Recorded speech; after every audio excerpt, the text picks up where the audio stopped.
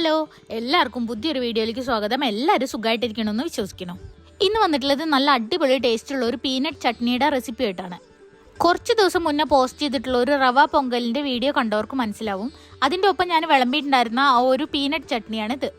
പൊങ്കലിൻ്റെ കൂടെ മാത്രമല്ല, ഇഡ്ഡലി, ദോശ, അതുപോലെ തന്നെ അപ്പം, ഇതിൻ്റെയൊക്കെ കൂടെ നല്ല ടേസ്റ്റാണ് ഈ ചട്നി. അപ്പം നമുക്കത് എങ്ങനെ ഉണ്ടാക്കുക എന്നുള്ളതൊന്ന് നോക്കാം. അതിന് വേണ്ടിയിട്ട് ഞാനിവിടെ കുറച്ച് റോസ്റ്റഡ് പീനട്ട് എടുത്തിട്ടുണ്ട്. ഇത് പച്ച പീനട്ട് വാങ്ങിയിട്ട് വീട്ടിൽ തന്നെ വറുത്ത് അതിൻ്റെ തൊലിയൊക്കെ കളഞ്ഞെടുത്തതാണ്. പിന്നെ 1 ടേബിൾ സ്പൂണ് പൊട്ടുകടല എടുത്തിട്ടുണ്ട്. കൂടെ ഒരു 3 ടേബിൾ സ്പൂണ് ചിരകിയ തേങ്ങയും കൂടെ വേണം. പിന്നെ ഇതിലേക്ക് വേണ്ടത് എരിവിന് ആവശ്യമായിട്ട് ഒരു 6-7 പച്ചമുളക്, ഒരു 10 ചെറിയ ഉള്ളി, ഒരു 6 അല്ലി വെളുത്തുള്ളി, ഒരു ചെറിയ കഷ്ണം ഇഞ്ചി, അതുപോലെ കുറച്ച് മല്ലിയില.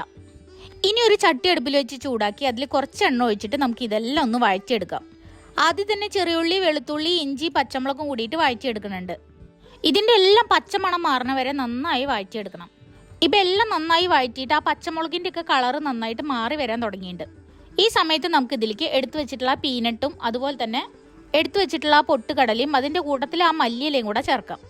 എന്നിട്ട് എല്ലാം കൂടെ ഒന്നും കൂടെ ഒന്ന് വഴറ്റിയെടുക്കണം. ആ മല്ലിയിലൊക്കെ ഒന്ന് നന്നായി വാടി വരണം. മല്ലിയിലേക്ക് ഒന്ന് വാടിയിട്ട് അതിൻ്റെ ആ ഒരു പച്ചമണക്കൊന്ന് ഒന്ന് മാറിക്കഴിഞ്ഞാൽ നമുക്ക് അതിലേക്ക് ഒരു ചെറിയ കഷ്ണം പുളി ചേർക്കാം. ഈ ചട്നിക്ക് ഒരു ലൈറ്റ് പുളിപ്പ് ടേസ്റ്റ് വേണം, അതുകൊണ്ടാണ് നമ്മൾ ചെറിയൊരു കഷ്ണം പുളി ചേർത്തത്. പുളി അധികം ആവാതെ നോക്കണേ. ഇനി എല്ലാം കൂടെ ഒന്ന് വഴറ്റി കൊടുത്തിട്ട് ഇത് കുറച്ച് സമയം ഒന്ന് ചൂടാറാനായിട്ട് മാറ്റി വെക്കാം.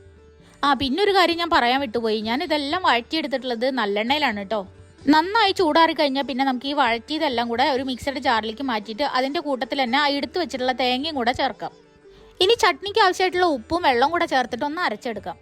ഒരുപാട് പേസ്റ്റ് പോലെ ഒന്നും അരയ്ക്കേണ്ട, അതായത് ഇതുപോലെ ചെറുതായിട്ടൊരു തരിതരിപ്പോട് കൂടിയിട്ട് അരച്ചെടുത്താൽ മതി. ഇനി നമുക്കിതൊരു പാത്രത്തിലേക്ക് മാറ്റാം. ഇപ്പം നമ്മളുടെ ചട്നി ഏകദേശം ഇവിടെ റെഡി ആയിട്ടുണ്ട്. ഇനി നമുക്കിതൊന്ന് വറുത്തിടും കൂടെ വേണം. അതിന് വേണ്ടിയിട്ട് നമ്മൾ നേരത്തെ കടലയും പച്ചമുളകൊക്കെ വഴറ്റിയിട്ടുള്ള ആ ചട്ടീനെ അടുപ്പിൽ വെച്ചിട്ട് അതിൽ കുറച്ച് നല്ലെണ്ണ ഒഴിച്ചു. നല്ലെണ്ണ നന്നായി ചൂടായി വന്നപ്പോൾ അതിൽ കുറച്ച് കടുക് ചേർത്ത് പൊട്ടിച്ചു. എന്നിട്ട് അതിൽ 1 ടീസ്പൂൺ ഉഴുന്നുപരിപ്പും കൂടെ ചേർത്തു. എന്നിട്ട് ഉഴുന്നുപരിപ്പൊന്ന് മൂത്ത് വരുമ്പോൾ അതിലേക്ക് വട്ടത്തിൽ അരിഞ്ഞിട്ടുള്ള ചെറിയ ഉള്ളി ചേർക്കാം. ഇനി എല്ലാം കൂടെ ഈ എണ്ണയിലിട്ടിട്ട് നന്നായിട്ട് മൂപ്പിക്കാം. ആ ഉള്ളിയുടെ കളറൊക്കെ ഒന്ന് മാറിയിട്ട് ഒരു ലൈറ്റ് ഗോൾഡൻ ബ്രൗൺ കളറായിട്ട് വരണം.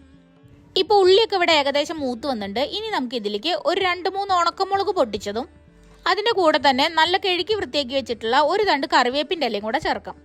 ഇനി എല്ലാം കൂടെ നന്നായി ഇളക്കി യോജിപ്പിച്ചിട്ട് ആ ഉണക്കമുളകും കൂടെ ഒന്ന് മൂപ്പിച്ചെടുക്കണം. വെറും കടുകും കറിവേപ്പിൻ്റെ ഇലയും ഉണക്കമുളകും മാത്രം ചേർത്ത് വറുത്തിടണേക്കാൾ ടേസ്റ്റ് ഉണ്ട് ഈ ഉഴുന്നുപരിപ്പും ചെറിയ ഉള്ളിയും കൂടെ ചേർക്കുമ്പോൾ. ശരിക്കും പറയുകയാണെങ്കിൽ ഇതൊരു തമിഴ്നാട് സ്റ്റൈൽ ചട്നിയാണ്. സാധാരണ ഞങ്ങളുടെ നാട്ടിലൊക്കെ ചട്നി ഉണ്ടാക്കുമ്പോൾ ഞങ്ങൾ അങ്ങനെ വെളുത്തുള്ളി ഒന്നും ചേർക്കാറില്ല. ഇപ്പോൾ വറവ് ഇവിടെ റെഡി ആയിട്ടുണ്ട്. ഇനി നമുക്ക് ഇതെടുത്തിട്ട് ചട്നിയിൽ ചേർക്കാം. എന്നിട്ട് എല്ലാം കൂടെ നന്നായി ഇളക്കി യോജിപ്പിച്ചാൽ നമ്മളുടെ പീനട്ട് ചട്നി ഇവിടെ റെഡി ആയിട്ടുണ്ട്. ഇനി ഞാൻ കുറച്ച് തിക്കായിട്ട് ഒരു ചമ്മന്തിയുടെ പരുവത്തിലാണ് ഈ ചട്നി ഉണ്ടാക്കിയിട്ടുള്ളത്. കുറച്ചും കൂടി ലൂസായിട്ടുള്ള ഒരു ചട്നിയാണ് വേണ്ടതെന്നുണ്ടെങ്കിൽ ഒരു 1/2 ഗ്ലാസ് വെള്ളം കൂടെ ഒന്ന് തിളപ്പിച്ചിട്ട് ഇതിൽ ഒഴിച്ചാൽ മതി. നല്ലെണ്ണയിൽ ഉണ്ടാക്കിയോണ്ട് ടേസ്റ്റ് ഉണ്ടാവുമെന്നൊന്നും ചിന്തിക്കണ്ട. നല്ല ടേസ്റ്റുള്ള ഒരു ചട്നിയാണ്. നല്ലെണ്ണയുടെ ആ ഒരു ഫ്ലേവർ ഒന്നും അങ്ങനെ എടുക്കില്ല. അപ്പോൾ എല്ലാവരും ഈ ചട്നി ഒന്ന് ട്രൈ ചെയ്ത് നോക്കൂ. വീഡിയോ ഇഷ്ടപ്പെട്ടിട്ടുണ്ടെങ്കിൽ ലൈക്ക് ചെയ്യാനും ഷെയർ ചെയ്യാനും കമൻറ്റ് ചെയ്യാനും സബ്സ്ക്രൈബ് ചെയ്തിട്ട് സപ്പോർട്ട് ചെയ്യാനും മറക്കരുത്. അപ്പോൾ ഇനി പുതിയൊരു വീഡിയോയിൽ വീണ്ടും കാണുന്നവരെ ബൈ.